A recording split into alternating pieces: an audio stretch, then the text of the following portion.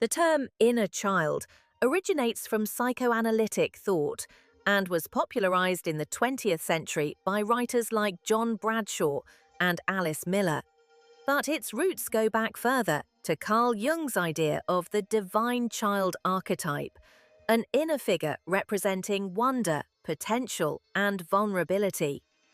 In modern psychology, particularly in approaches like internal family systems, IFS, developed by Richard Schwartz, the inner child is understood as one of many internal parts that make up a person's psyche. This part holds the emotional memory of what it felt like to be young, the joy, the curiosity, but also the fear, the confusion, and the unmet needs. Importantly, the inner child isn't a separate person living inside you, and it isn't something mystical. It's a way of describing patterns of feeling and reacting that were laid down early in life, often before you had language to make sense of them. When something in the present resembles something from that early period, a tone of voice, a feeling of being dismissed, a sense of not being good enough, those old patterns can activate, sometimes with surprising intensity. Recognizing this isn't about regression or self-indulgence. It's about understanding that your emotional reactions have a history, and that history is still, in some sense, alive within you.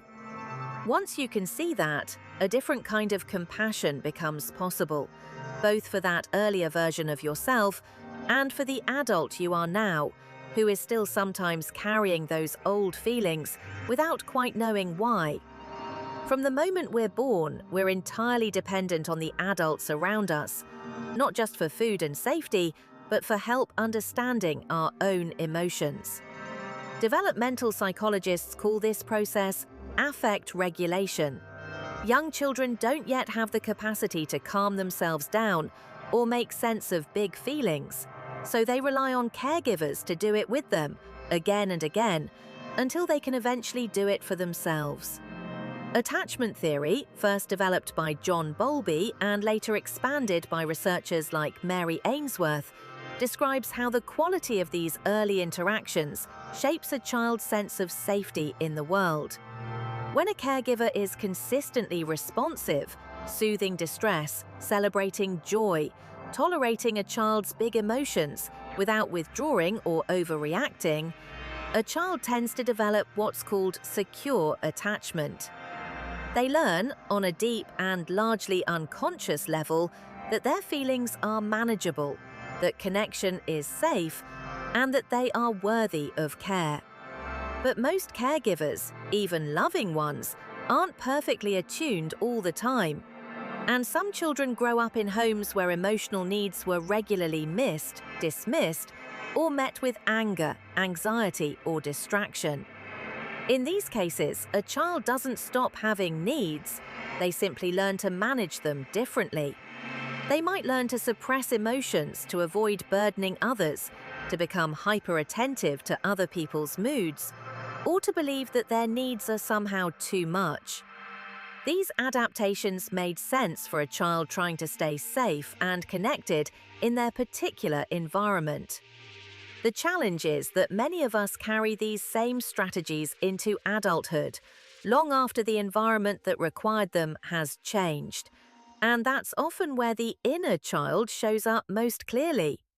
One of the more useful ways to think about your inner world is to imagine it as containing several distinct parts, each with its own perspective, feelings, and way of trying to help, even when their methods aren't actually helpful. Three parts come up especially often in inner child work: the inner child, the inner critic, and the adult self. The inner child, as we've discussed, carries the emotional memory of early experience, the vulnerability, the unmet needs, but also the curiosity and capacity for joy that existed before life got complicated. The inner critic is different. It's the internal voice that judges, pushes, and warns. You should have known better.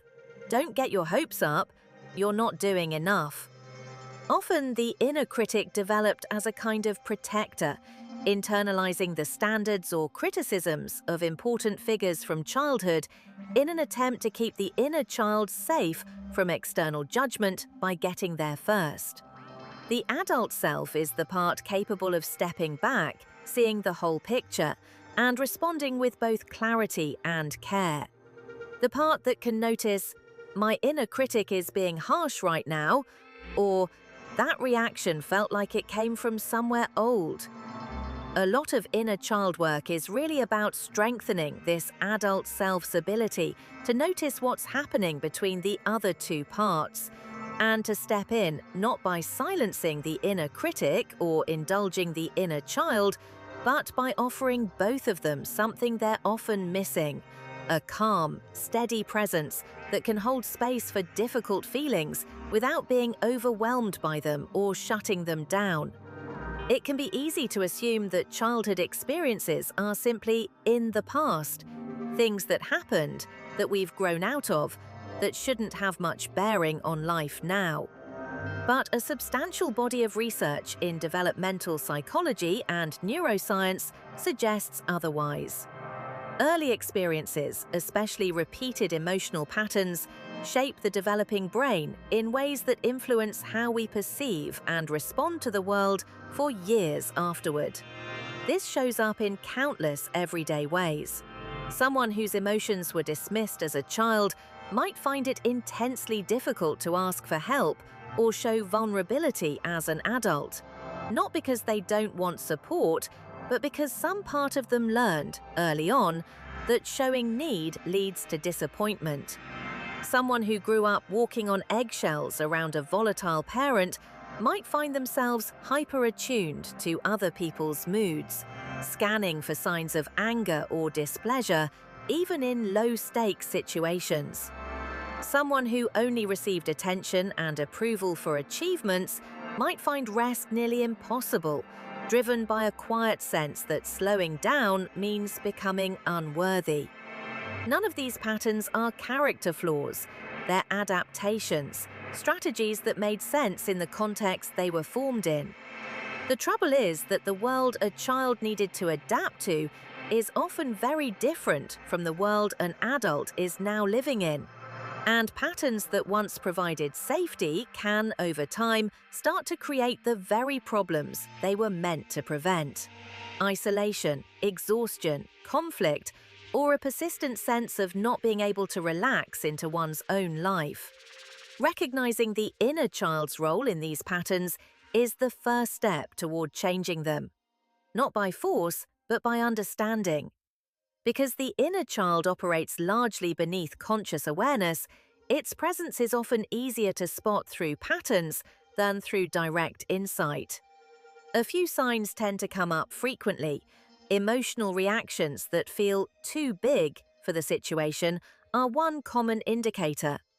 A minor piece of feedback at work that leaves you spiraling for days, or a friend cancelling plans that triggers a wave of abandonment far out of proportion to the event itself.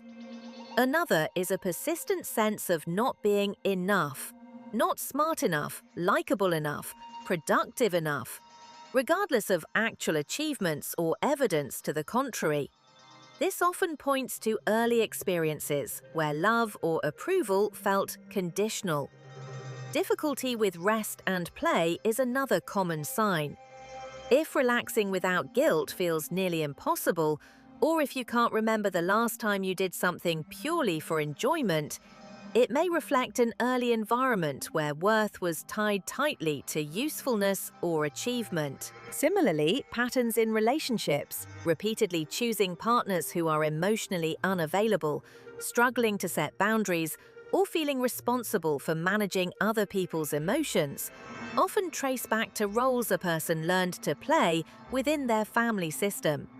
Finally, a strong inner critic, a voice that's harsher with you than you would ever be with someone else, is often a sign that an inner child is being protected, in a misguided way, from feelings of shame or inadequacy that go back further than the current situation. None of these signs are diagnoses, they're invitations. They point toward places where an earlier version of you is still asking, in its own way, to be noticed. If all of this feels a bit abstract, that's normal. For most people, the inner child isn't something they've ever been taught to think about directly. The good news is that beginning a relationship with this part of yourself doesn't require any special equipment, training, or even full belief in the concept.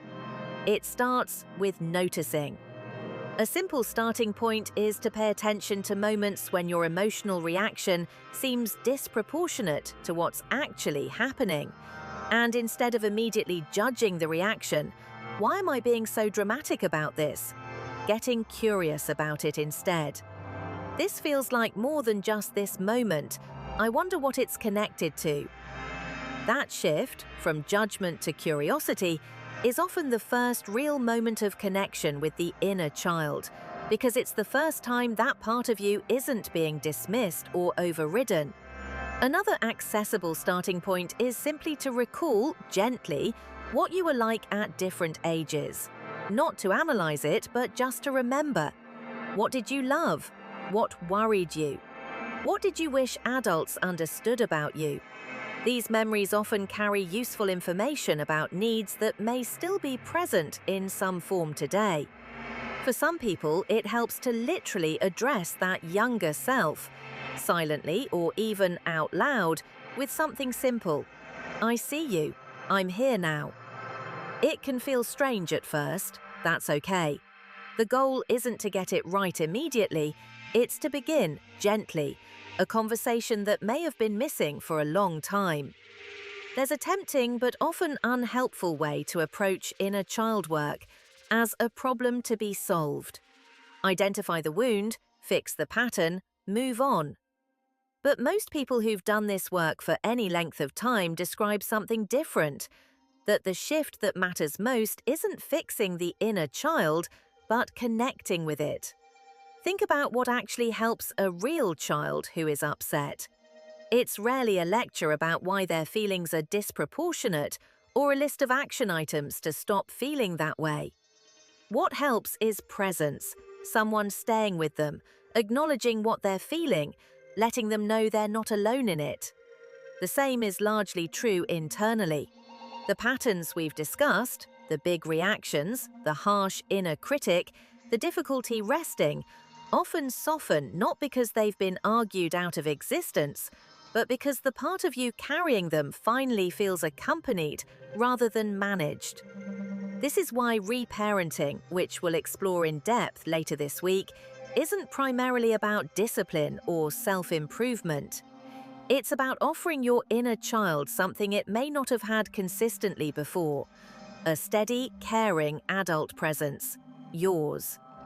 Over the rest of this series, we'll look at where specific wounds come from, how patterns like people-pleasing, perfectionism, and self-sabotage connect back to this part of you, and practical ways to build that relationship day by day. For now, the invitation is simple. Notice that part of you exists, and that it's been waiting, patiently, for someone to turn around and say hello.